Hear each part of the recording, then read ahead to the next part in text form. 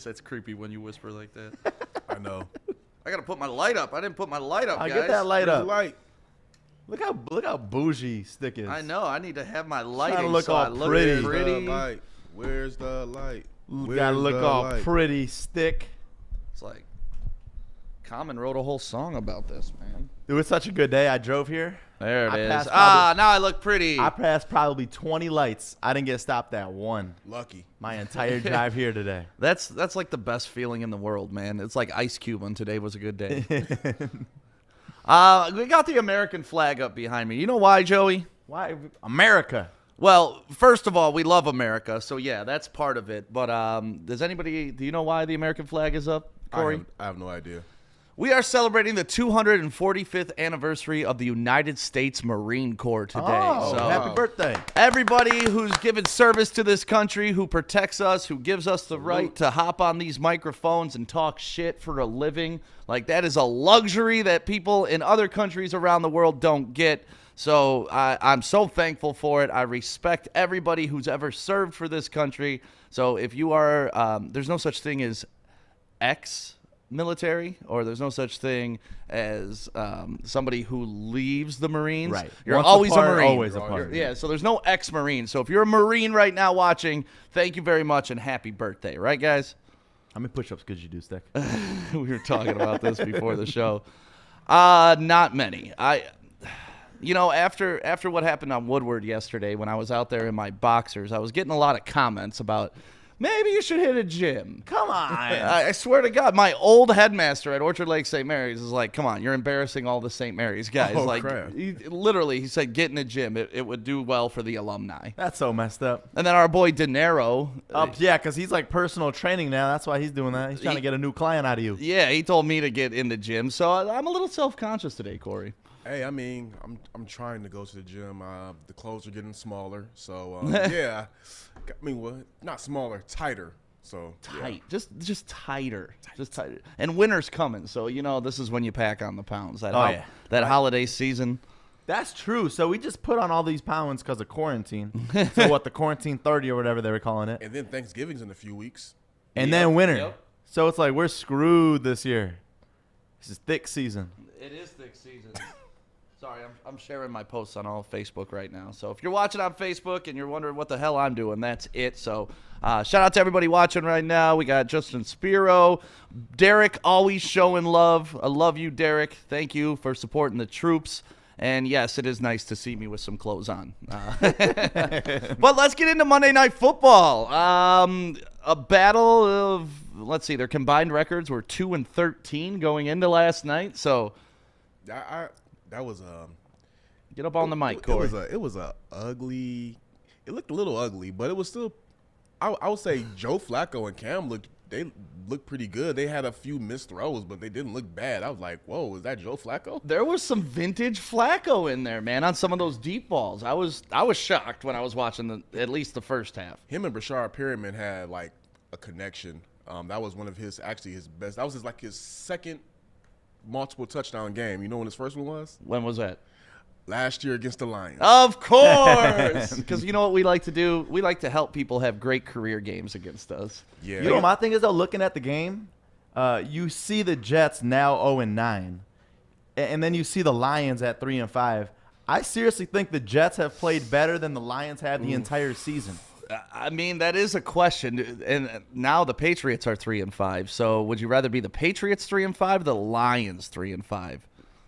From yesterday's performance, definitely the Patriots, because they were so consistent throughout the entire game. If you can get Belichick, you get fucking Belichick. Right. That too. On top of that, the Patriots, even though they have Cam is still a shell of himself, but you know that they do not have a talented roster. That is why they're 3-5. We have a better offense, in my opinion, than the New England Patriots, and I don't know how we're 3-5. Yeah, I don't know how we're 3-5, but like Joey brought up, the Jets are 0-9. Do you guys think they're going for 0-16? Do you think they can match the Lions record, baby? So. Let's go! Let's go! That's our claim to fame. Nobody can reach greatness like the Lions And the Browns. Do you think they can get there, man? Yeah. I think the tank is on. The tank for Really? tank for Trevor? The tank is on. Yeah. Yes. Do you think they're tanking or they actually suck? I mean, bit of both. Okay. Two things can be true. Okay, I guess so. Joey, what do you think? They looked decent last night, right? I thought they looked great. Not only decent. Great? They really, like, throughout the entire game, they were so consistent. Yeah. They really were. And it's like you look at the record and you see yesterday they were 0 for 8. Yeah. 0-8. Yeah, I agree with you, didn't see Whitney. The Jets want that number 1 pick. They do. And they're going for it, man. Trevor Lawrence, that's the guy you take at number 1. But you think if you draft Trevor Lawrence into the Jets that he's going to make a difference on that team? Oh, absolutely not. That is like the quarterback graveyard. Yeah. Yeah. Point blank, period. I think the only way it makes a difference is if you bring Dabo with him. And that's the move if I'm the Jets fans. If I'm the Jets owner, I'm not only getting Trevor Lawrence, the best quarterback in college football, I'm getting Dabo, arguably the best coach, or at least the dude that beats the best coach in college football. Do you think Dabo is really going to leave college? No, man. No. Like, I don't, you'd never like a know. god. Like, these guys have egos, though, and these guys have goals. And, like, Joey and I will tell you, in our careers, we both reached what was our goal at one time, but once you get there, it's like, all right, now what the fuck do I do? Now what? Yeah, and sometimes you got to go for the next level, and that happens. They would throw the whole Brinks truck at him before they let him leave. Yeah. I mean, the guy's a great coach. I would love to see his offense in the NFL, though. But I feel like college, it's different because you're getting new players every single couple of years. Every year you're getting new players. There definitely is a difference between coaching grown-ass men and coaching college boys coming through. And I thought, actually, when Harbaugh got the Michigan job, that he would be a better productive college coach because – when you're the type of rah-rah, come in the locker room, flip the fucking table guy, like that works for your first couple years with a team if you're professionals, right? It's like, oh, this coach loves it. In the 4th year, it's like, oh, it's halftime. Coach going to flip the fucking table. This means nothing. Here we are again, blah, blah, blah. With college kids, you get that turnover. So you could flip the table every year, and the freshmen are every year just going to be like, oh, man, coach is intense. Yeah, that's probably why they respect Coach Harbaugh so much. Yeah. Because he has that mentality. I think it fares well for college coaches to be that way. NFL coaches need to be a little bit more reserved, not as much slamming the team, yelling at the team and all that. You see that happen sometimes, like Matt Patricia when he came in. He was tough on the team, making them practice outside even though we're playing indoors. And what was that about? I still don't know what the fuck that was about. Like, that's still, I have no idea. But that's the type of stuff that drove the team apart. And Darius Slay when he left, so, Glover Quinn when he left, Eric Ebron when he left, like they all just trashed us for not having good culture, for not understanding what our coaches were doing. And to me, that comes with, our coaches being the fire guy. Like Jim Schwartz was the fire guy, right? But we needed Jim Schwartz at that time because we were a dead fucking dog on the floor. Yeah, but the thing about Jim Schwartz was with his fiery approach worked for me is because he didn't alienate his roster. Right. No, he was a galvanizing fire guy. Yeah, Patricia is like the total opposite of that. Yeah. Well, but what what Jim Schwartz inherited though was a team that you needed to breathe that life into. We needed to be fighters again, and he brought that. I mean, shit, he was trying to fight Harbaugh before game or after games. Oh, yeah, with the handshake. The handshake, baby. It was a hard handshake. You don't shake a man's hand that hard. What are you doing? You know another thing that happened yesterday night in the game? Huh. We've been talking about this week after week with the Lions, having not enough men on the field. That happened? I missed that last Happened night. with the Jets at the end. Had 12 men on the field when they were probably within the 20-yard line, and they were going for a field goal. Oh, yeah. Ends up being a first down, but they ended up shooting a field goal again, but still. But at least they had 12 men on the field. It's better to have more than to have less. Yes. No, you can't. Yeah, right. That's true. I mean, they're both coaching mistakes, but yeah, I'd rather have the Lions be penalized for 12 men on the field, get a 5-yard penalty, than have 10 men on the field and give up 70-yard runs to Dalvin Cook. Yeah, that's a good point. So yeah, but still, the fact that coaches can't get that simple shit right is amazing at the professional level. I don't know how, but to each their own. Yeah. So what did you? I mean. It was a shit game, like, on paper, but it was competitive in real life. So did you enjoy the game last night, Joey? I did. One thing that was crazy to me is that the Patriots and Cam Newton had no touchdowns that were thrown. It was all on the ground. Yeah. So they were running the ball up and down the field. Cam's arm looks suspect, man. Well, I mean, he's getting slapped. Like yesterday he got hit 4 times, but each hit was brutal. That one where they gave the personal foul to, I forget who it was on the Jets, but he had that clear blitz off the end. And he just lit. I tweeted about it like Cam Newton just got lit up. Yeah, I don't know how he got up from that. I was like, oh crap. I honestly didn't think it was a penalty either. Like that's as clean as you could hit a guy. That wasn't a penalty. That was a clean hit. That was just he just got lit up. There was some helmet contact on it though, I think. But the commentators were mentioning, Cam Newton's 6'4". Like that's like you trying to tackle me. Right. The top of your helmet's gonna hit me. Like there's just no way that's not gonna happen because I'm just bigger than you. Yeah. And if you're a little guy, you can't come in with that weak shit on Cam Newton. He'll just brush you aside. So I wouldn't know how to tackle a quarterback in the NFL today. It's pretty confusing. Yeah. Because it's like these guys are trained to take the quarterback's head off, well, in a sense, and now they got to basically slow up. And I don't know what's a hit anymore, what's a risk roughing the passer, what's a personal foul. It's all confusing to me. If they could kind of figure that out in the offseason, that'd be great. And I get it too. They're doing this to protect the quarterback, but at the end of the day, it's the offensive line that's got to protect the quarterback, and they're not doing their job, and it's gonna happen. They got to protect the quarterback, but it's still football. Like you got to hit. I mean, if at the end of the day, that's the game. Unless we're gonna play flag football and change it up and shit. That's pretty much what it's turned into. I mean, I see in 40 years football just being 7-on-7, 2-hand touch. Yeah, just grab the flag. Hopefully, I'd be so disappointed on the defensive end. I would not know how to hit a quarterback because you can't go low, so you got to hit above the knee, but you can't hit anywhere above here. So you literally have a 3-foot window to hit a grown-ass man who is probably one of the best athletes on the planet running for, it's impossible to hit that motherfucker. Well, I don't know what to say about that. And it's Cam Newton we're talking about too, so it's like the dude got wheels, still escaping. Right? Can we just take a second to appreciate the graphic that Adam put up of Adam Gase? I don't know if you guys are watching on our Facebook Live, but oh my God, the bug-eyed look that Adam Gase has up on the bottom of our screen right now. Adam Gase, you gotta go. You gotta go. I don't know how you are still an NFL coach. I don't know what pictures you have of people. You were a shitty offensive coordinator in Chicago. You were a shitty coach in Miami, and now you're the shittiest coach for the Jets. So, I've known people to fall up in my career. I don't understand how dudes like this constantly fall up. But, yeah, that stare is amazing. Would you take Adam Gase as your coach? No. Would you take him over Patricia? Ooh, that's like deciding which way I want to die. Do I want to get shot or stabbed? I mean, I'd take getting shot if that's our situation, because at least it's instant. You get stabbed, all right, that then shit's in that hurt. case, I would take Gase because I know he'd get fired quick. Okay. Yeah. Gase or Rod Marinelli?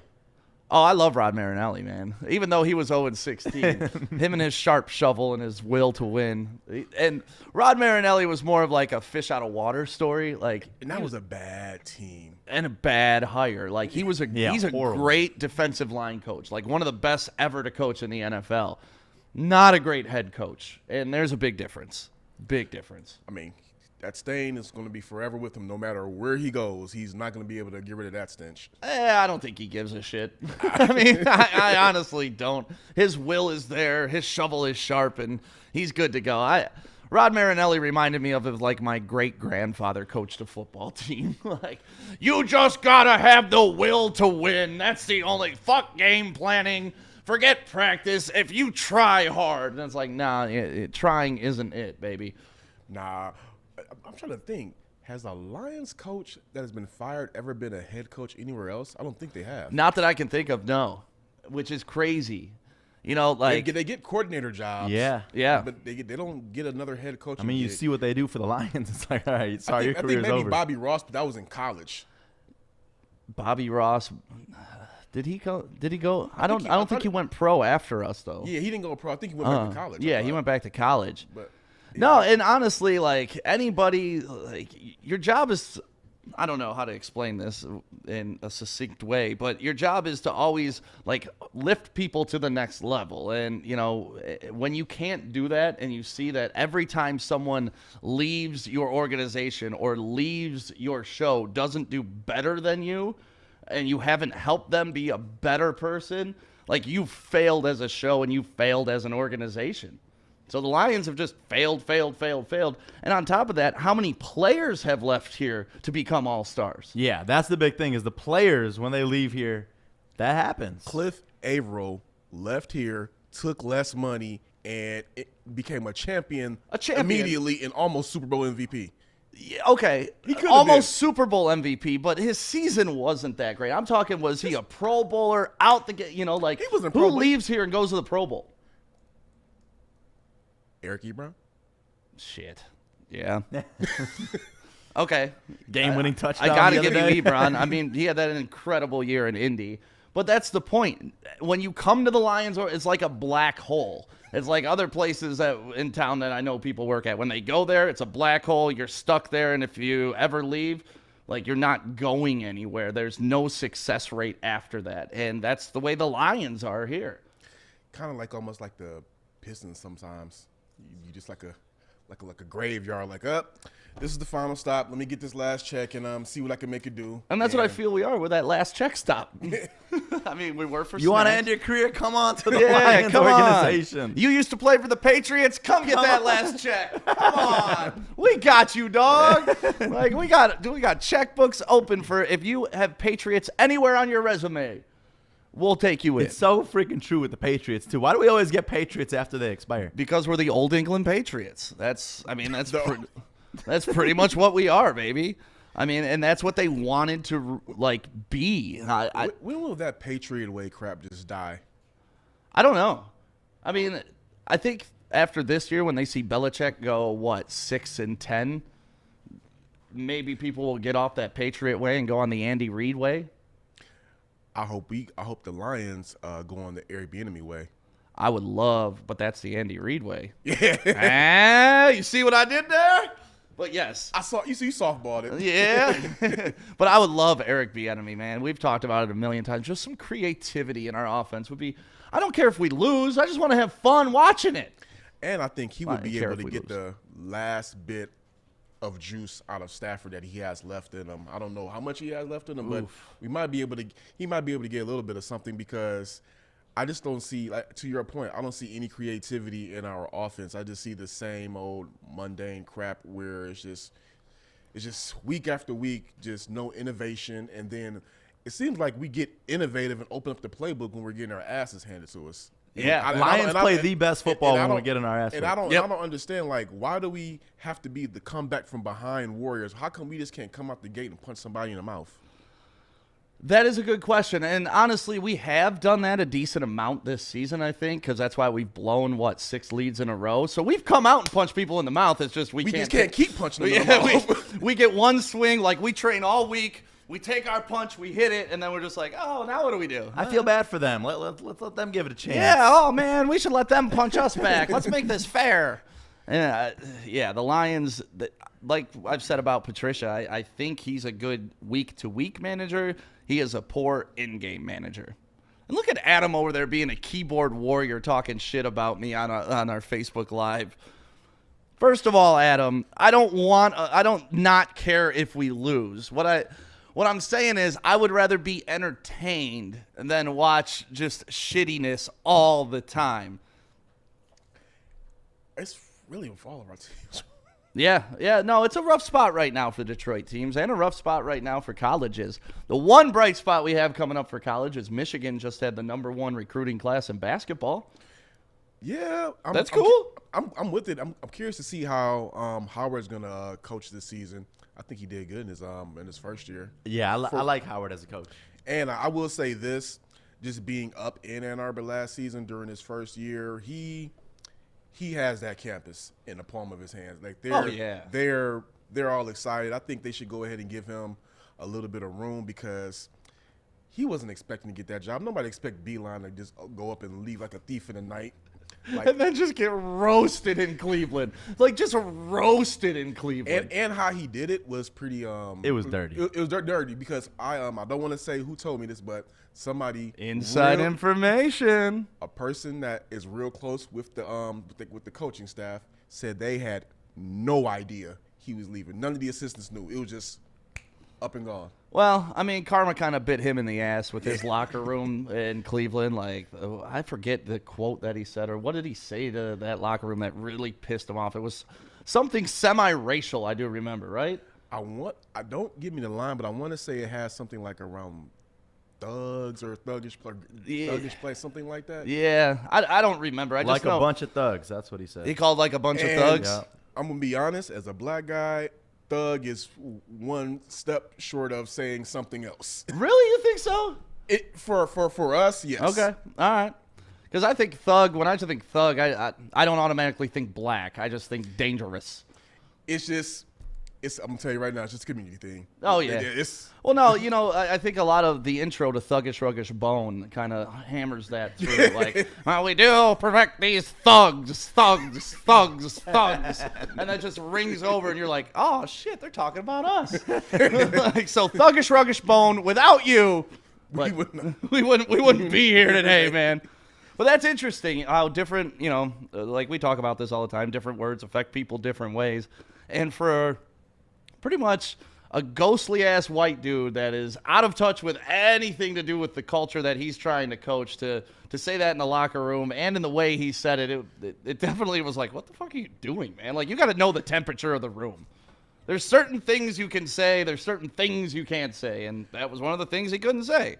I'm just curious. He's never had that issue any time in Michigan that I could recall. So I'm wondering what the hell sparked that. I just loved how fucking petty the locker room got and like started playing all thug music, like Tupac Thug Life and all that shit. Every time he came in the locker room, like, it just became such a petty scenario between those guys. That's what you get, though, out of professional athletes opposed to college athletes that are trying to build their reputation. Trying to keep their scholarship. 100%. Like, you never know. He could have used that in the college locker room, but everyone's just like, well, that's coach. I don't want to lose my free ride. Right. Yeah, that's a good point. When you're trying to make it to the league as opposed to I already have that guaranteed check, it's going to be a little bit different temperature. Right. No, professional locker rooms, like, I think Chuck Daly said it the best. He said, I'm not an NBA coach. I manage 12 corporations. And that's exactly what you're doing as an NBA coach. You're not, like, the X's and O's, great. But it's more important to make sure that the team, like, that's why Phil Jackson is amazing. Triangle offense kind of runs itself. Like, anybody can learn the triangle offense. It's not that complicated. But what he did was he was able to motivate his players in the way that he knew how to turn each player's buttons. Like letting Rodman go fuck bitches in Vegas, during the finals. Right, but he let him go do that. He wouldn't let Jordan go do that at all. Like, Jordan went out for one night in Atlantic City and the whole world collapsed on him. Rodman's out there just, doing lines off Carmen Electra, and it's like, okay, game 5 tomorrow, Rodman. Make sure you're in town. Who's going to say anything to Rodman, though? Come on. You can't, because that's how you had to manage that guy. If Yeah. you tried to manage Rodman like you tried to manage Luke Longley, it wouldn't have happened. I mean, that was Phil. He was a great manager of personalities. That was his greatest skill set. So, Yeah. shout out to Phil Jackson, I guess. Oh, man, Phil's the GOAT. Like, the Zen Master, much respect to you. Obviously, he had the assets with Jordan and Kobe and Shaq and Pau. And, he had good assets, but you got to collect those assets, and then you got to make sure they all bond together and are a team. But here's the thing. They did not win before he got there. No. They may have been close, Yep. but he put them over the top. Yeah, Doug Collins was getting them close. He was getting them close, but yeah, no, Phil Jackson took it over the top, and then, he went and proved it again in another location. Yeah, I don't know how Dale Harris was such a bad coach. I don't know how he smoked that roster. Like, Dale Harris, and he had somebody right before him. I want to say Kurt Rambis. I could be wrong. God, Kurt Rambis was a sexual man. Those glasses, those tight shorts in the 70s and 80s, like Kurt Rambis. If I could be anybody, I'd be Kurt Rambis. I could do the glasses, but the shorts I can't do the nut huggers. Oh, dude, those John Stockton boys. I think my underwear are looser than John Stockton's. Thank God for the Fab Five because they changed that. Yeah. Well, and then back to the Michigan Fab Five thing about how Juwan Howard owns Ann Arbor, like, because that was long overdue. This stupid fucking grudge against the Fab Five was just stupid. Oh yeah, I know. I still don't understand it. I mean, I get it, but that is a part of Michigan's history. Oh. You just can't erase that over. We took the banners down. It didn't happen. Like, no, dude, I watched it when I was a kid. Like, I saw Chris Webber call timeouts. Like, I was around. I had Fab Five posters in my room. It happened. Whether you guys want to admit it or not, it happened. Right. Hey, I remember what they said during Juwan's press conference when he got introduced at Michigan. They were going to try to recreate that photo, the iconic photo of all of them on the rim. The five of them. We need that back. We got 5 right here. We need to recreate that photo. I'm going to see if I can do it. What I can do. Let's look it up this afternoon. Let's go recreate that photo today. I'm going to make a call. Our Fab Five. I'm going to make a call. I'm going to do that. Can we drive to Breslin and do it? Or do you want to just do it on like a court around here? Photoshop. We could do it. Oh, yeah, just Photoshop us in that bit. I wanna- Breslin. Oh, shoot. Chrysler. My bad. What is that? I said Breslin. Breslin. I said Breslin. I was like, wait a minute, whoa. I want to Breslin. sit. I want to sit on the hoop. Sandwiches? Is that the one where they sit on the hoop? I want Yeah. that. I want to Yeah. sit on the hoop. No, it's just Weber. No, they're on a ladder. No, there is one. I thought there is one on the hoop. The hoop's in the background, but there's that's one right. with like they're on a ladder. One's on a ladder. Yeah. Like that's the picture I had in my room. So yeah, we should recreate the Fab Five photo today. Adam, you down? All right, Adam's fired up today for that. He's over there talking shit about me on our Facebook Live. What's up, Sean Dondada? Try to get access to Joe Dumar's field house and shoot it there. Joe Dumar's field houses are all closed, aren't they? That's what I thought. Yeah, they're all gone, man. That went away. Rodman was my basement for fantasy baseball draft. They all closed? I think so. Let's check it out. I know the one at 8 and Woodward, and then the one on the east side. I think one of them recently closed too. Actually, I think they all shut down. Like it was part of it. So I would love to go to the Joe Dumars field house. And shout out to Joe Dumars. We'll get into that topic another time. But let's get back into football because you know what? Week 8 for the Lions just ended, and you know what that means? We get a midseason report card. Ooh, yeah. I want to see boy. what you guys think of my grades that I came up with for these guys. What you got? Let me pull up the article real quick. So the first quarter of the season, I believe I gave the Lions a D-. Like, Ooh, that was generous. well, yeah, they were 1-3. What really raised them in the first quarter of the season was special teams. All right, Fox was great. Prater was great. So I do offense, defense, special teams, coaching. Those are your 4 categories. So when one of them does well, I think we had like a B in special teams. It kind of elevated everybody else. That's like my report cards when I was growing up. I used to get A's for conduct, the way that I would behave in class. I so can see I'd that. get all F's. Yep. All Birmingham guys coming for us again. Uh-oh. Whoop, whoop. Parking enforcement. Don't get us. No, but I remember that. I would ace phys ed, but I would fail like everything else, and I'd get a C. Yeah, thank you, phys ed. Oh man, see, I would not fail phys ed, even though I kind of look like I did fail phys ed. But my low point was math. Yeah. Math. Yeah. Can't ask for crap. You ain't got to worry about it now, Corey. You can take pictures. You can write articles. We could talk about sports. What does that have to do with math? Nothing. Exactly. Beautiful calculator on our phone. There you go. So here we are. All right, let's talk about it. The offense. You guys want to predict? Where do you think the offense ranks right now in yards per game? Out the league. Oh yeah, in the entire league, 1 of 32. Give me a guess. I'd say mid to upper 20s. Mid upper 20s. I'm gonna say 28th. 28th. The Lions right now are actually sitting 20th in yards per games. Wow. The majority of that, though, is they are 15th in passing yards per game. So that's what's driving that number up. I was thinking rushing. What are we at rushing? Rushing, we're down at 24th. Okay. We're averaging 101 yards a game, which is the same that we averaged the first quarter of the season. So our rushing has not improved at all. Our passing game has improved a little bit. Obviously, Kenny Golladay coming back, Hawkinson coming on. So we're a little bit better there, a little bit worse in rushing. And right now we're ranking around 19th in points per game, which is obviously in the bottom half of the league. Not where you want to be. The last 4 games, like I said, we had some bright spots. Kenny Golladay and Stafford getting in sync. Hawkinson kind of proving where he should be drafted. So overall, on offense, I'm giving us a C- D+. I'm with the C minus. C-? I'm with the C minus. The thing, too, is with Stafford is he does get a lot of yards with his balls, but the turnover has been killing us this year. Yeah, I did not. I should have probably looked where we are in the league in turnovers. I think that's kind of important. But those 2 picks he had back to back on Sunday were. I know Stafford sometimes can throw an ill-advised pick, but those 2 were, by his standards, were 2 of the worst ones I've seen in a while. yeah, actually, the last 2 weeks, the pick 6. Yeah, that was bad too. That was bad because that was just not reading coverage and I don't know. And then Adam made a good point yesterday. Like the picks that he threw, it was just because he didn't see the linebacker dropping, and that's Come on. How do you not see that? It's right in your face. Yeah, he's a big dude. It's a big linebacker. But both those targets were for T.J. Hawkinson, so he's kind of fallen in love with Hawkinson, and I think defenses are starting to key on that. So especially around the goal line, that's where it's going to get ugly. And that's the thing that I always see, that I've seen with Stafford a few times. When he has his guy, he locks in on him, and he always throws it to him. But the thing about it is, you can do that with Calvin Johnson because that's Calvin Johnson. With everybody else, you're going to have to kind of share the love a little bit. Yeah, Calvin was a blessing and curse for Stafford early in his career. I mean, easy target. What? Okay, come on over. Lions are 7th for fewest giveaways.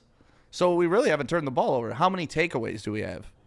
Only 7. So there we go. Like we're even in the turnover battle, which is not where you need to be. You need to be on the plus side of that. Oh, we're under. We're -2. Yeah. Okay. We actually need to be on the plus side of that for sure. Right. I mean, sounds like a 3-5 team. Yeah, you should be. You should be at least we're 8 games in the season. We should be +8 by now. At least +1 every game. I think if you want to be a successful team. But, he balls out, gets the stats early on in the game, and then towards the end, makes the mistakes. Yeah, I mean, it's been a rough season, man. I'm not going to put this all on Stafford. Like, our defense hasn't stopped anybody, but, when we have those opportunities, we really need to cash in on them. And speaking of the defense. Shout out to the defensive guru. Yes, the guru that had the greatest play call in all of history of the Super Bowl, giving Malcolm Butler no credit at all for cutting that route and picking that ball. But I digress. The defense. Last report card, the Lions had an F in their first 4 games. Right now, the Lions are sitting 24th in total yards a game, putting us between the Las Vegas Raiders and the Cincinnati Bengals. Not the company you want to keep. We are 18th in passing yards per game, which really isn't awful. And actually, we've improved in that over the past 4 games, too, because we were, I think, mid-20s last time.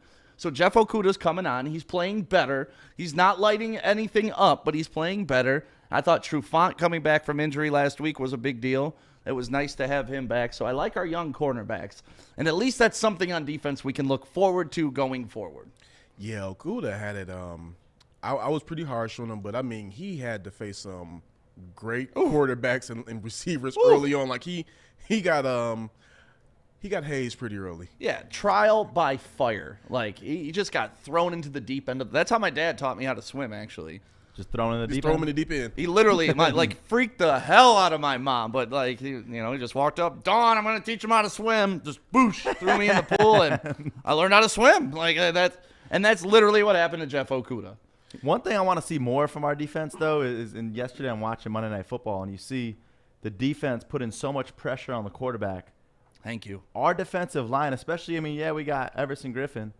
I know it's been short-lived with us. I want to see more out of our defensive line. Yeah, and I just want to see more blitzing. Yeah. Same thing. More pressure on the QB. Like we were talking on offense, creativity. Like, give me some creative blitzes, like pull your center or pull your defensive lineman around, just create motion on the line.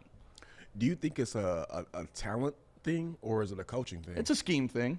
To me, it's a scheme thing. I mean, we've seen it for years with Belichick, and I can't believe that every athlete that goes to Seattle and plays on that defensive line is amazing. Like, to me, it's scheme. Like, you got to be able to outsmart the other opponent. You have to be able to at this level because parity is the name of the game in this league, right? So it's really all on the X's and O's and the coaching.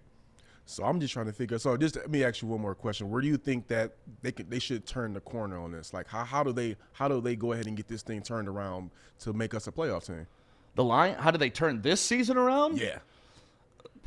I mean, it's got to be just go balls out. Like, go on defense, blitz every play. You know, switch. I would switch back to the 3-4. I don't love the defense that he's running now. So I would have my 4 linebackers, and I would send 2 of them each time. I would rush 5 guys each time, like kind of like the Steelers do. You just don't know where the fuck they're coming from.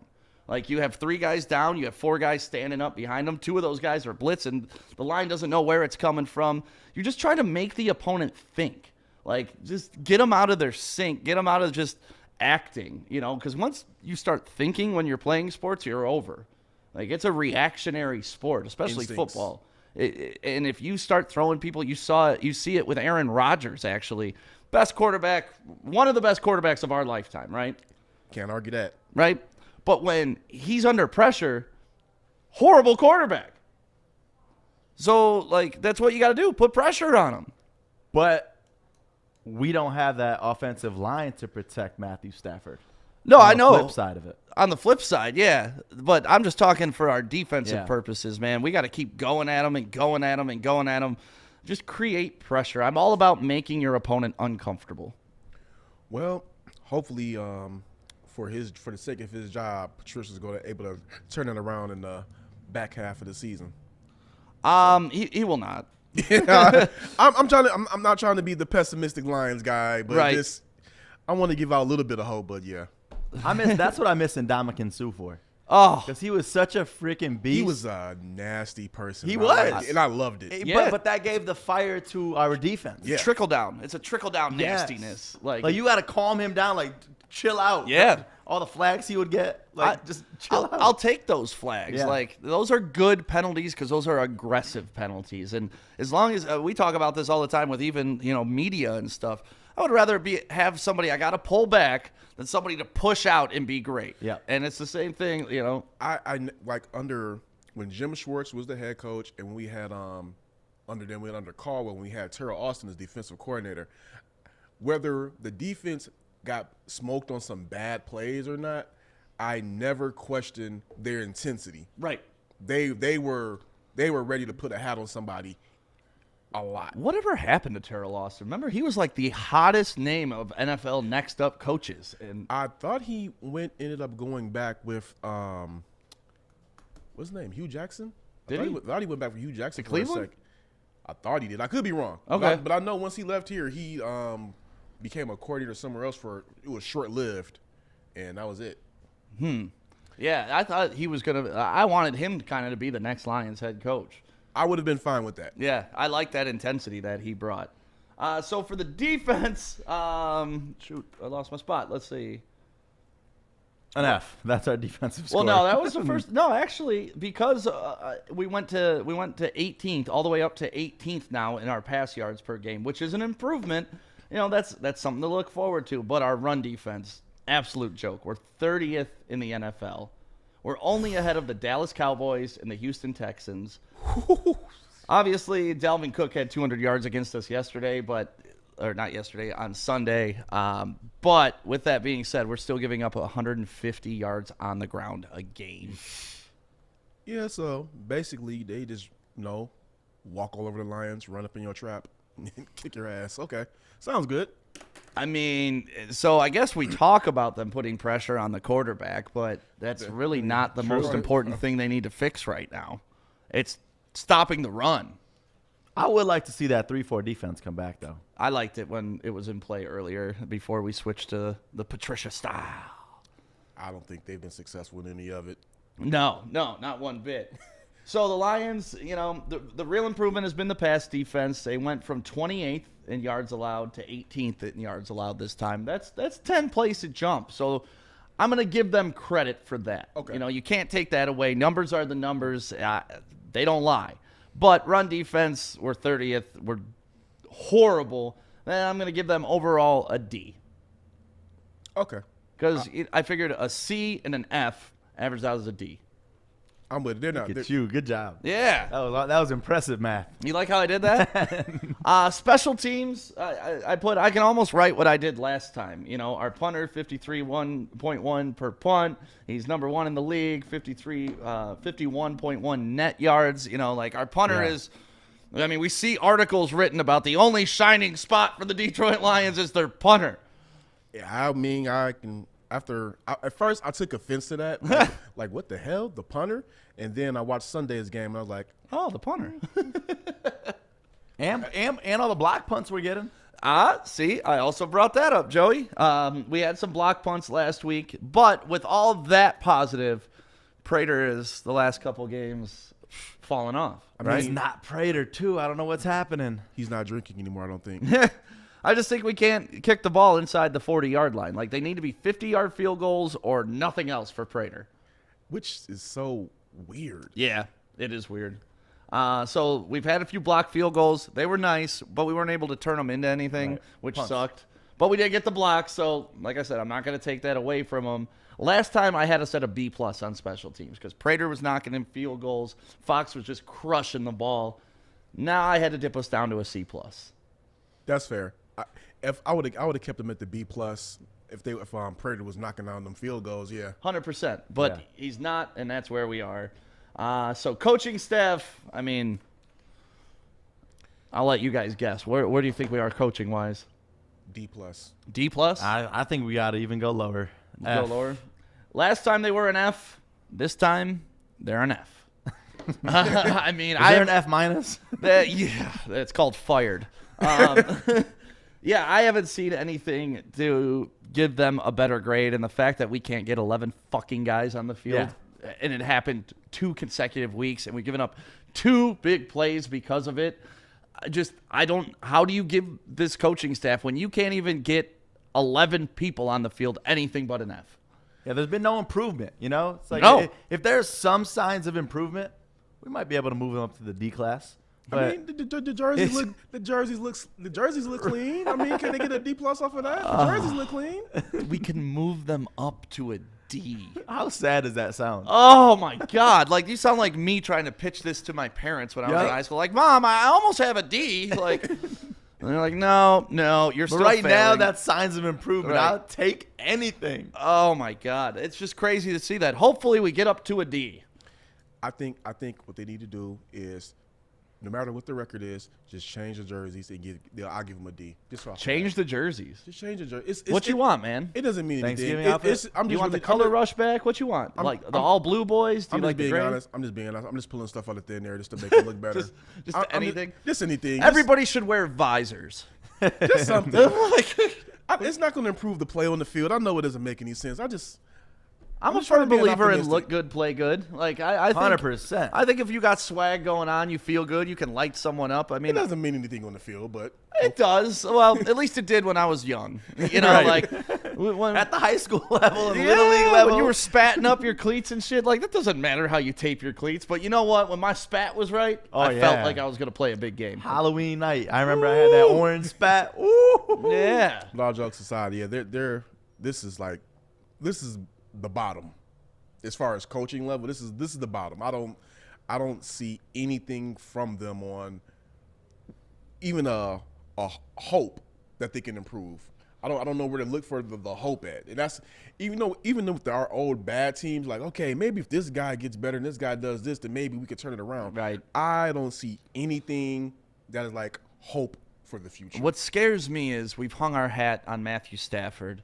And he's a 12-year quarterback in this league. Like you can't blame Stafford for having a small regression in how he plays the game. Like that's just the human body after playing that many years in the NFL, taking those types of hits, breaking your back and playing, and then like we don't have a building block for the future now, and that's what scares me the most. Like Okuda is our building block, maybe. But we don't have like an Ndamukong Suh like you were talking about back in the day. Stafford is what we've hung our hat on here in Detroit for many, many years without finding another central piece. And when we were operating at our best, we had a Stafford over here and we had a Suh over here. Now we just have an aging Stafford. We have no backup quarterback plan. The guy has no safety net. Without him, we saw what they did last year. They couldn't win a game. We saw what happened when Chase Daniels came in. Fail. Oh, just awful. We pay that guy $7 million, and he can't fucking throw the ball. I'm really scared about the position the Lions have painted themselves in over the past 3 years. Oh, it's bad unless they just do a. First off, the team is going to have to go through yet another rebuild. Right. But they don't have any blocks to build on. That's what scares the shit out of me. That's why they should have just went ahead last year with that high pick and cut bait. See, I don't think you cut bait. Like Adam and I talk about this all the time. Like I think you take your franchise quarterback and you just sit him. Like you let him learn. You know Matthew Stafford is, he's going to mentor him. Give him a couple years. Tell Stafford, hey, here's the plan. If you want to retire after 14 years, that's okay with us. If you want to go play somewhere else, that's okay with us. We'll make that happen for you. But we as an organization, we got a plan for the future. No, I don't mean cut bait with Stafford. Oh, okay. I mean cut bait. They should have cut bait with Patricia last year when we had the high pick. All right. Because I was. This was my game plan. This is what I would have done. It was for me. It wasn't the fact that they took Okuda.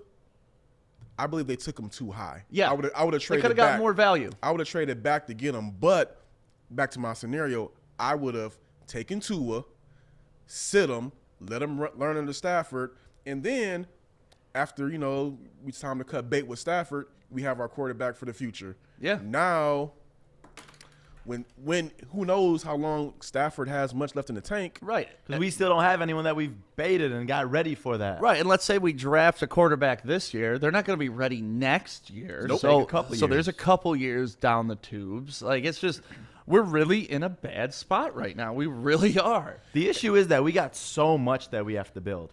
Yeah. It's not like it's just quarterback. It's Right. not like it's just our defensive line or whatever. There's every single department right now that really Punter. needs to get better. We got a good punter. We do got We got a good punter. That's our saving grace is our punter. Yeah, and that's awesome. I'll take that, but We've always had good punters. Yeah, we have, but I don't know, man. I'm just trying to be positive. I know. Sorry. The best players on our team cannot be guys that kick the ball. Yeah, you can't have special teams players. You just can't have special teams players as your Pro Bowlers. Like, that doesn't bode well. We got Fox. We got Jason Hansen, Prater, Sam Martin. That's all the stars that I can remember of our organization. Kenny Burke gets it. See, when you look good, you play good. And I agree with that. So maybe the Lions do have to switch up their uniforms. Probably got to do a whole culture change, just get a whole new identity, because that's the main thing that's missing from the team. The Detroit football team. Should we go with that? Hey, the Lions haven't been working. Yeah, God, that would be But all so my merch weird. that I got, though, That then I would- got to get rid of it? It happened to the Redskins, although for a completely different reason. But I mean, Lions in the wild got to be getting pretty offended by now. You know what? Keep the colors. Maybe change the logo. We did that already. We changed the logo. That wasn't a change. That was like we changed the logo. See, I have a problem with the colors. I think our colors, and I'm going to take this back to Walled Lake Braves when I was in Little League. Like, my one year, we had white jerseys with red print, and I think we went 1-7 that year. The next year, we switched to black jerseys, black helmets, red pants, looked mean as shit. We went undefeated. What the hell happened to our black jerseys? I liked those when I did Calvin like was those playing. a Those lot. are badass. But you notice when we're on the road in those whites and silver, we look like absolute soft. We look soft. We look soft as fuck. Yeah. And we shouldn't. Like, we should be, you got to be intimidating. That's why I like the black unis. I would love all black unis. Like, let's just go for intimidating on our uniform. Because when we're out there, I love the Honolulu blue. I think That looks soft, too, though. It's a nice we color. Need some Detroit blue. Not no Honolulu blue. Honolulu blue. Yeah, like yeah, maybe. the Detroit blue for like all of our other teams, well, outside the Red Wings, but the team that do carry blue, it's kind of like it's a darker Right. Blue. This is like a like a kitty Right. all fun kind of blue. It's like the Powerade blue. That's what it looks like. That's basically it. We're really I want blaming our Gatorade. I want jerseys. Cool Blue. Right, but that's what we look like. I mean, the only sweet light blue jerseys are the Chargers throwback jerseys. Oh, I love those. Those are dope. Our light blue jerseys, not so much. So I just want the Detroit Dragons. That would be a fun name. Detroit Dragons. There you go. Dragons. I don't know. What if they switch to a Pistons blue, or they switch to dark blue like the Tigers? I don't know. We should mock up some new Lions uniforms and submit them. That sounds like a plan. All right, I'm down to do that. There were some. Speaking of new Lions uniforms, weren't there some last year that they were talking about that they released like photos of? They do that every year. It's Yeah, just some I'm looking, kid I in was his like, dude, these are basement. sweet. Yeah, there's some kid in his basement every year Creates does that shit. Yeah, and they're do 'em with cool. Michigan had some dope ones one year, and I I already had like the Michigan. yeah, it was like ripped down here. Yeah, that was a sweet uniform. I like Obviously, when they had the Jordan edition. The gear all stepped up. yeah, that Jumpman logo out in front It's of so Chrysler cool. is awesome. Also raised up that ticket price, but hey, Hey, that's another story. you got to do what you got to do at Right. Michigan. So your final grade for the Detroit Lions, what do you guys think it is? I mean, let's go back through this. Offense has a D+, C-. Defense has a D. Special teams a C+. Coaching staff an F. Oof. If I average all those out, what do I get? D. D. D-. Oof. D- See, for I was the at least first being half. optimistic. So, yeah, that is not a good grade. Lions, you need to step it up. We need to bring in a tutor. We need to bring in whatever we need to bring in. We got to do this. I honestly think they should reach out to me for some game planning. I would love to draw up a few plays. I would love to just, sit up in the booth and call it Lions game. I think it would be amazing. Like be in the headset with the players. Yeah, I Like honestly every time think... Stafford goes on the bench, talking to stick. Yep, I honestly think I could call a solid Lions game. I could at least switch it up on offense. I could keep the defense guessing. I could create motion. I could get players open. I feel like I could do this all based on my managed skills. I mean, hey, I don't see why not. I mean, the way we're looking right now, the past couple years, what the hell do we got to lose? Yeah, why not? I can run Adrian Peterson up the middle the first play of every game. I can do that. That's easy. We could be predictable. I could be predictable. So that's the final grade for the Detroit Lions, a D- for the first half of the season. I was really hoping this second half report card, especially when they started out the second quarter of the season 2-0. I was like, oh man, this report card's gonna look good. But Now we see it was a fraudulent 2-0. they are who we thought they were. That's pretty much it. What do you expect? It's not fraudulent. They are better than the Jacksonville Jaguars. They showed that. But, yeah, they're definitely not better than the Colts. No. We saw that, and they struggled last week against the Vikings. To me, I still think they can beat the Vikings if they play a proper game. If we have 11 men on the field. 11 men on the field would help. Not asking too much. Just the basics. I'm not reinventing the wheel here. Just get the right fucking players on the field.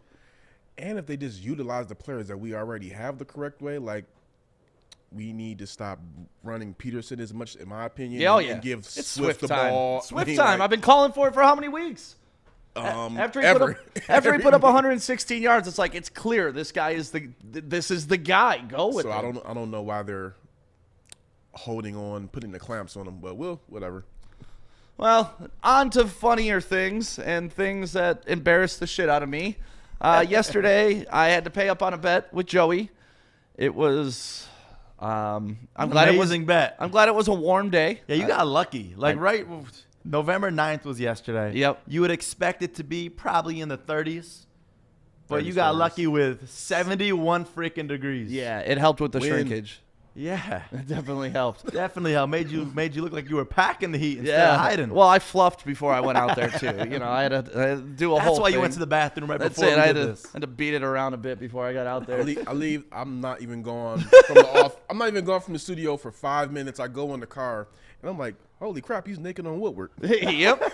So that was the bet. Joey and I went to Orchard Lake St. Mary's. Joey went to Brother Rice. So every year, every sport pretty much, really just basketball and football. Yeah, basketball and football. Basketball and football, we bet. And if you're looking on the screen right now, you can see some footage of it. It's it's not pretty. I mean, I'm not the greatest in shape, but I'm not fat by any means. Yeah, right? the comments said otherwise, man. They were bullying you. I heard. know, man. Like They my were old bullying headmaster, and then people that own gyms and stuff. Like, we got to get you in here. It's like, listen, dog. Come on. Like, that's a solid. I've lost 20 pounds in the past 3 months. So Right, especially during like, all right, if found I go them. back to the grading scale, I'm giving you a C, Stick. on my body, I'm giving you a C for your body I'll take that. because you got to put into effect COVID.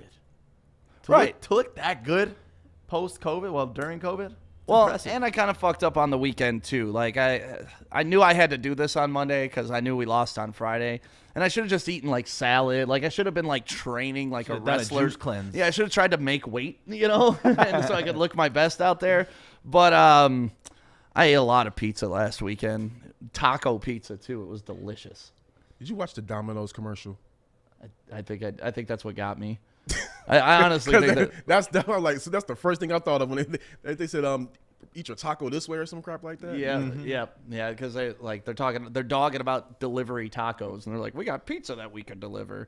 So yeah, if you were on Woodward yesterday, what was it, around 11:30, and you drove by and you gave me a honk, I appreciate you and I love you for it. The best was the big semi trucks driving by. I was like, nothing makes me happier than when you give the sign to a semi truck and they actually do it. Yeah, that's the fun stuff, Yes, Joey. it is. Joey's still a kid at heart. Oh yeah, forever.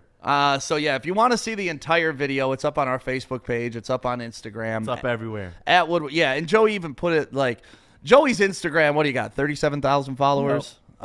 So I was really hoping he would give me a pass and not like make it a static post. Like just throw it in the story. It'll be gone in 24 hours. But yesterday, whole day had gone by almost, and around 5 o'clock, boom. There it is, still on Joey's Instagram It's not forever. going anywhere. Right, and you post what, maybe 4 or 5 times a week, so that Yeah. shit's gonna be top billing for a while. I'm not posting for a whole week. I want that to be the first post. No, I mean, My mom actually got mad at me yesterday. why? She saw it and she thought that you were naked. She was like, why you post this? She's like, you're engaged now. You can't post this kind of crap. And I'm like, You can't post naked Mom. men. You're engaged. right. I was like, Mom, I'm just having fun. It was part of a bet. I don't care. Was your mom mad at me? She no, Okay. no, she wasn't. I love you, Mom. Hey, better you than me. If I would have been out there naked, we probably would have got shut down. Well, if you do a bet here at Woodward Sports, you pay up on it. Oh yeah. Oh yeah. Let that be a lesson to you, young Corey. Well, I already know where my what not to do because Yeah. Let's Yeah. get a bet. Betting Let's don't get a work. bet with Corey. We'll get a bet with Corey for the Lions game this weekend. Yeah, we'll talk about that. We'll get that later this Okay. week, Corey. So yeah, if you want to see that footage, it's up now, and make sure you're following us on social media at Woodward Sports on everything. We're giving away money. We gave away $1,000 yesterday to someone who guessed the first player to score a touchdown in the Detroit Lions game, plus the final score. Corey McKay, he's coming to get his money today, so we will have that video up and ready to go. Congratulations, Corey. We gave away $100 in a hoodie yesterday off of Instagram because we want you to follow us right now. We're trying to build this network, and every single follow that we can get, we go for, right? I just can't believe that y'all gave away $1,000 to somebody named Corey and it wasn't me. Yeah, well, What is We this? were, What is we this were in the about? studio yesterday. We're like, what? Corey's the winner of $1,000. Corey looks up like, I was ready to take it. I got bills, and then y'all saying somebody else. Like, what kind of tease is that? Corey just runs up here like, really? Really? We're like, Where my money at? man. Like, no, it's not for you. Not for you. no, the $100 that we gave away yesterday, we got to shout out Chelsea Clay, by the way, Yep. the winner of that. And I did not think that, I thought this would take a lot longer to get the winner for $1,000 because you had to not only guess the first score Right. for the Lions game, you had to guess the exact final score of the game. Right. Well, and the crazy thing is, every Thursday night and every Sunday, we've been trying to give away a Woodward Sports T-shirt. Yeah. And all you had to do was guess the score. That's it. Just guess the score, and you could win the T-shirt. We've been doing it 8-9 weeks. We haven't given away a T-shirt. We start this $1,000 giveaway. Right. The first week we start it, we get a $1,000 winner. So, I mean, I think it's awesome. The thing about it is, we're happy we did that. Hell yeah. We're happy we just gave away $1,000. But if you want in on this money, you got to help us build our social media because, like, once we get to 5,000 followers, we may give away $5,000. Once we get to 10,000 followers, we may give away $10,000. But we need you to help us grow. Share this. Tell your friends to follow it. DM them. Smoke signal. Whatever you got to do to get it out there. Get it out there, right? So share this post right now. Let your people know because you got to get these chances out there to hook you up with this money. Ricky, we're doing great, Ricky. Bastuba. What up, Ricky? And I got to say name. what's up. We haven't said what's up to Wasim yet. Derek's always checking in. Kenny Burke is the homie. He said he was 1 point away. Yeah, that's the case. We've had a lot of people very close, but Corey won it last week, and we want to give away another $1,000. We'll probably do it for Thursday Night Football again. So make sure you start doing your research now. This is real money, man. This is real money, like cash money. Straight cash, homie. Yep. So make sure you're following us at Woodward Sports, Twitter, Instagram, Facebook, YouTube. Follow us everywhere because we're giving money away everywhere, and I want you to increase your chances. Yes. Money for you. We love you. Thanks for supporting Woodward Sports. Thank you, Joey. And speaking of money, Corey had an article he put up yesterday that I strongly agree with. What article was it, Corey? Why don't you talk about it, Corey? Well, I just pretty much talked about former Lions head coach Jim Caldwell and his curse on the Detroit Lions. The Caldwell curse, you're calling it, huh? I'm calling it the Caldwell curse. All right. Why do you think the Lions are cursed? Because the organization, let's be real, they have not been good in the past. Let's say, I don't want to be the guy who said they've never been good, but they haven't been good in the past 2 decades. I believe it's just fair to say. I mean, the past 50 years is fair to say. Yeah, it is, but Okay. I'm just going to stick on the last 2 decades. That's fine. They fired a coach who was good, and I'm trying to figure out when is good not good enough for the Lions. Like now here's one thing. Sorry, I'm intently watching Adam and his face when you talk about this. But go ahead. Like one thing I've noticed that a lot of people knock Caldwell for is he didn't win a playoff game. He didn't win the division. Right. And you know what? For any other organization, that is a reason to fire a coach. But in 3 out of his 4 years here, the Lions finished second in the division. Mm-hmm. And Preach. that is a far cry away from. I'm 34 years old. I have never seen Lions for that stretch look that good. Right. And it's as sad as it is to say, that's just the facts. They don't look like they're a professional football team, but they lost their professionalism. They don't look like they don't have any composure. They don't look like they're ready to be out on the field. And when Caldwell was the coach, they looked game ready.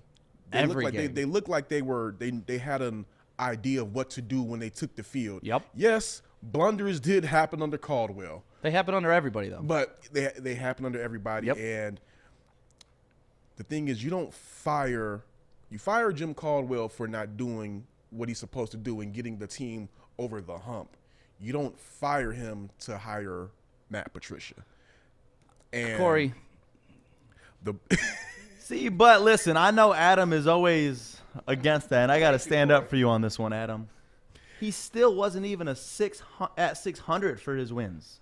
He is the best winning percentage of any Lions head coach in the past 7 years. But do we settle for that? That's not settling. That's settling for the best you ever had. Yeah. Yeah, but like I see where they're coming from. It's 4 seasons. Mm-hmm. He's still not even at 600. What was it? Two playoff losses. Yep. He was close. He was not that far away from it. Here's my thing. What winning percentage would be okay then? 700. You got to win 70% of your games. 7 would be great. How about this? This is how I ended the article, and I'm going to read it verbatim. Read it, Corey. However, an even worse look for the Lions is giving a coach countless opportunities to get it right, giving a losing coach countless opportunities to give it right, but you don't give a winning coach that same time to get it correct. Like Patricia, for any other organization, he'd be out the door last year. Right. He's not winning. He's not producing. The team is regressing. he got a playoff-ready team. He inherited. There was no culture that needed to be changed. He was supposed to improve it, enhance it. Instead, he's brought it back down to the 0-16 team. Now, granted, we won 3 games, but we look worse than the 0-16 team because we have the talent. We're falling apart. And we're falling apart. Everybody wants to get the hell out of Dodge. Yeah, I get that, and I definitely think we got to part ways with Patricia. You think Andy Reid's a good coach? Oh, yeah. Oh, you're looking at his record? I think Andy Reid is a great coach. He's definitely doing well right now. You know what his winning percentage is? Probably 57%. Yeah, probably around 6. 61%. Yeah. Okay. So that you said it needs to be 70%. Yeah. Bill Cowher, good coach? Yeah. 61%. John Harbaugh, good coach? 61%. Mike Tomlin, 64%. Tony Dungy, 65%. Bill Belichick. Bill Belichick. Well, what's Bill Belichick at? But you said anybody under 70 isn't good. No, I'm not saying not good. Well, you said that's what. But it's If just the like Lions are 70, we can't praise him for being hey guys, just so you know, all wins. the head coaches he just named actually won playoff games in divisions. yeah, that's great. We're going on percentages because that was the argument. And yes, like, granted, I get it. It was only 2 playoff games, only There's 4 a silent seasons. assassin for you. Right. Yeah, you knew Adam couldn't stay over there quiet this whole time we're talking about He's Caldwell. listening. Bill Belichick, 68% win percentage. So, I mean, And he's an anomaly. John Madden is 73%. Vince Lombardi, 74%. Guy Chamberlain is the number 1 with 75%. Those are all passing grades. But are those Dude, those Those coaches are are all like in 56% for Caldwell with, to Adam's point, 0 playoff wins. Yes, thank you for taking us to the playoffs. But here's what are what we you're gonna do with doing. that? You're comparing Jim Caldwell to the greatest coaches of all time in the NFL. What we're doing is talking about Jim Caldwell in relation to the Lions coaches of all time. 100%. But you can't knock them for trying to get better than where they were. I get. But I can knock Patricia them is for, not the I can answer. knock them for not appreciating their best. What do we do now? Do we call him back to be our coach? No, we Oh fucked no, that. that bridge is burnt. we done. Right. Like we fucked up. Right. So quit looking back at that, like saying, "Oh, the 56% winning coach that we had that took us to 2 playoff games that we lost is the best coach we've ever had in the It world." is though. But like It is. you can't look at the past. Look forward. Look right you- now. you can't look at We the- gotta move on from Matt Patricia. We all know that. But what are we gonna do moving forward? Stop praising him for being what he was. There still is no win. I think me and Corey stand on this mountain so hard is because the idiots that wanted this guy fucking out of here while he was here, that he didn't show enough emotion, that he wasn't like flamboyant in press conferences, that he didn't do all this shit, when it's like you had the hottest girl you've ever had in your life, the most faithful girl you've ever had in your life. Which was still an F grade girl. No, Go she ahead. wasn't. You come home, she has dinner ready, she rubs your feet, like she treats you well, she's the best you ever had, and you're like, I want to go for that fat chick over there because Bill Belichick. Like, it just doesn't make sense to me. Okay, here's the thing. Here's where it gets. I get the argument of like he was not winning playoff games. Here's the thing about it. If you look at the previous Lions coaches, we fired them because they were not winning. Because they couldn't win games. Right. Not because they couldn't win just playoff games. We fired them because they couldn't win games. Right. He has 3 out of 4 winning seasons. He elevated the standard to where he's being held to playoff games, not even like season games. Like, that's how good he was. We're judging him on his playoff. He didn't win a division. Okay, he was second in the division. We had winning records, 3 of the 4. Like, Yeah. Even if it's the wild I card, just whatever don't it is, understand how anybody as long could as you deny. get the win, as long as you get the wins for the organization. I'm still looking at all For these. me, I stand on them. I stand on the mountain so hard is because firing him looked like we had no game plan. We just went ahead and just grabbed a Patriot guy without putting any thought into it. And for fans here in Detroit, they're just kind of, it's getting kind of old because none of this Patriot way crap worked. The Patriot way does not work unless you have Bill Belichick and Tom Brady together.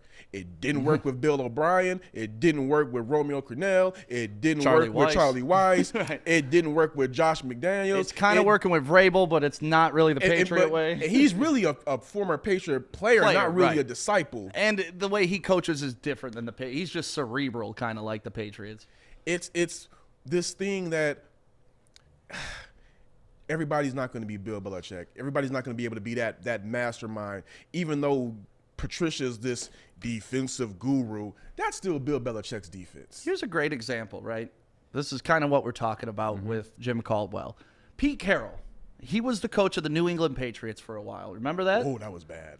It wasn't bad. What was he? 27 and great. 21. He was 27 and 21, right? Wasn't great, but good. Yeah. But at that time, the New England Patriots hadn't done anything, right? So they ship him out. Like, he's not a good coach anymore, right? He's not the guy who can get us there. He didn't win playoff games. He didn't win divisions. Even though he had a winning record, he was the best we ever had. They let him go. Now he's in Seattle winning Super Bowls. In a better situation, right.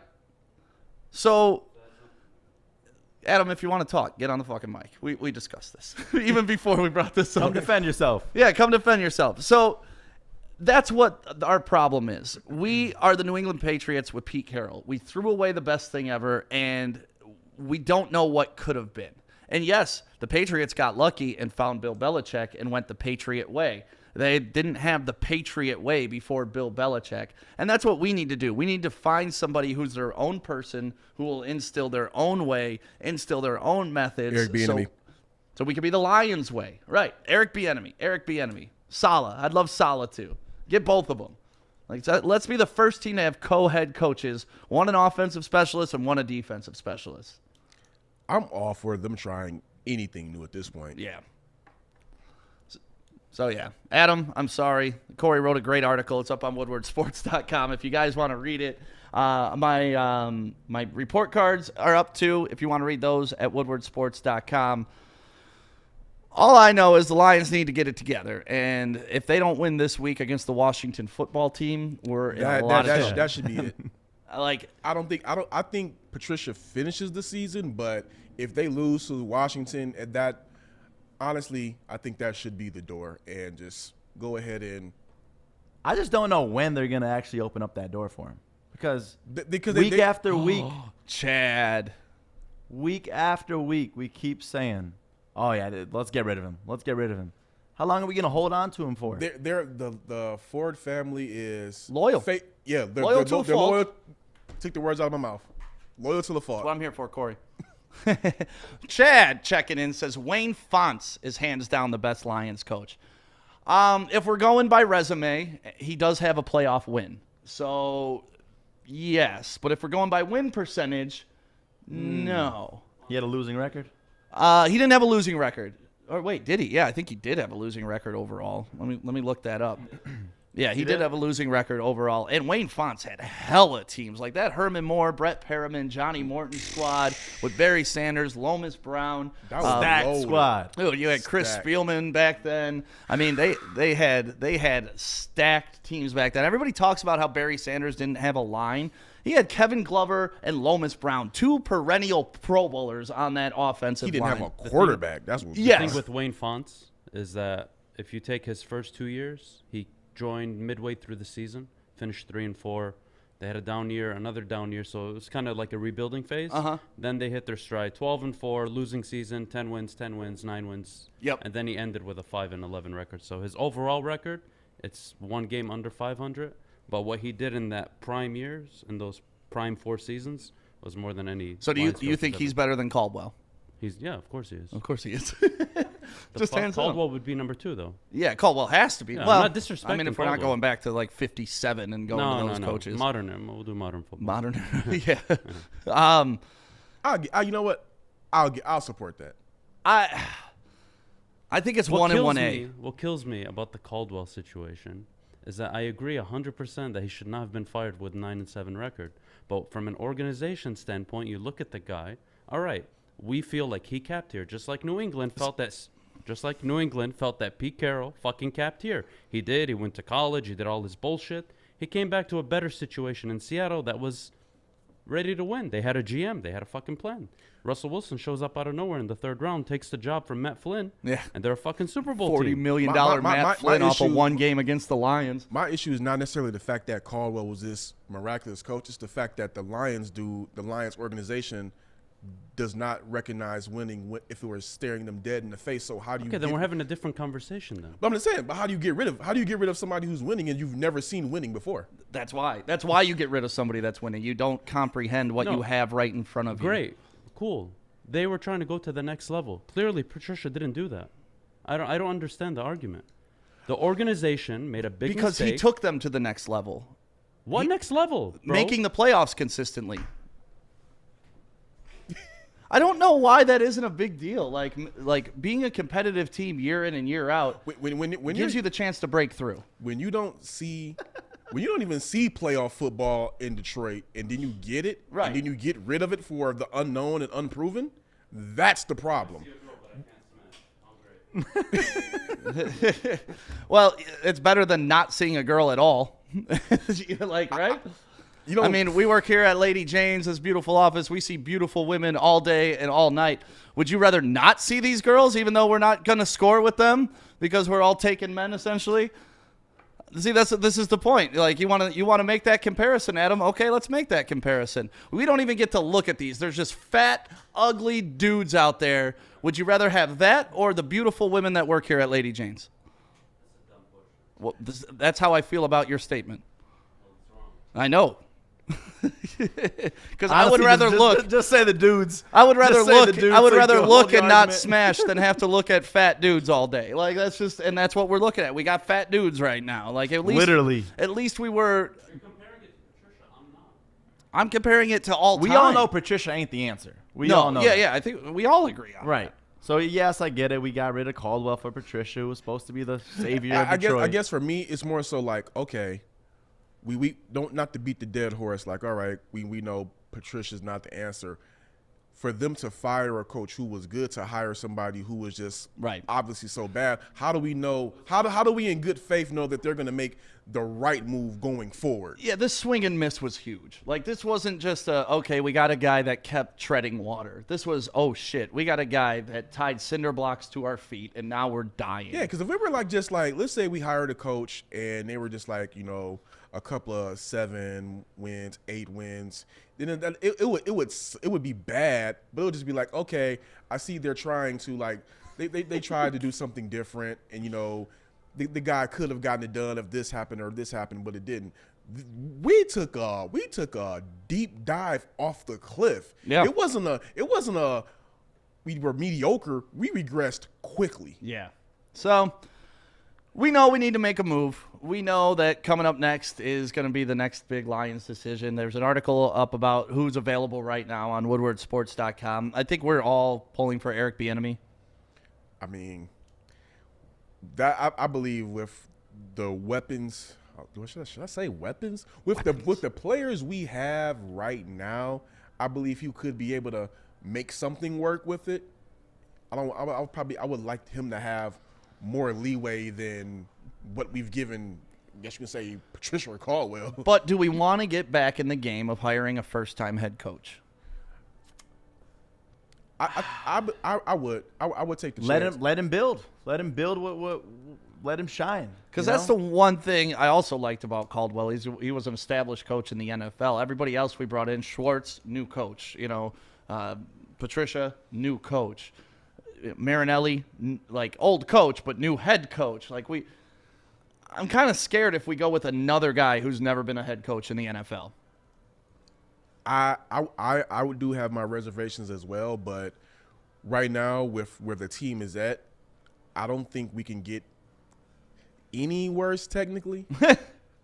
I mean, fair enough. We'll see how the rest of the season plays out, but I think that right now we're at the low point for Lions football just off of seeing how the team plays every week. So, I mean, I don't see, if we got Eric Bieniemy first time head coach, I don't see him doing any worse than what Patricia did. Right. And we just got to stop going after Patriots people because we aren't the Patriots organization. Right. Let's create the Lion way. Create the Lions organization. Yep. And also too, just being real, just because every person was successful as a Patriot doesn't mean they're going to be successful here. Like, all those guys really are not that good. A couple of them are good, but a lot of them are just they were good within the scheme. And that goes back to what you said earlier. Our scheme sucks. Yeah, our scheme definitely sucks. We just got a parking ticket. No. We just got a parking ticket. Corey, move out of the way real quick. You can see the Woodward Sports Jeep out there. Man, that's some shady stuff. Wow. City of Birmingham, shame on you. There's nobody out there. That's awful. Well, I'm going to go move the Jeep then. You guys have a great rest of the day. It's going to be like, what, 77 here in Detroit? 75 degrees today. Like, I thought I was going to wear shorts. I have on a hoodie, so I'm going to go change. Yeah, me too. I'm kind of sweating. Got to rock my T-shirt today. Have a great day, Detroit. We'll be back tomorrow. We got Adam's power rankings coming up tomorrow. I'm excited to see those. Plus, we'll have the fantasy football waiver wire pickups of the week coming up tomorrow. More money to give away, so make sure you're following us everywhere and sharing everything that we do. That helps you get in the contest, because we may just decide, you know what, let's pick someone who randomly shared something and give them $1,000. Like, that may happen. You never know. So make sure you're interacting with us, comment on all our shit, share everything, and just let everybody know that Woodward Sports is here. Follow us, Woodward Sports. Let's go! Have a great day, Detroit.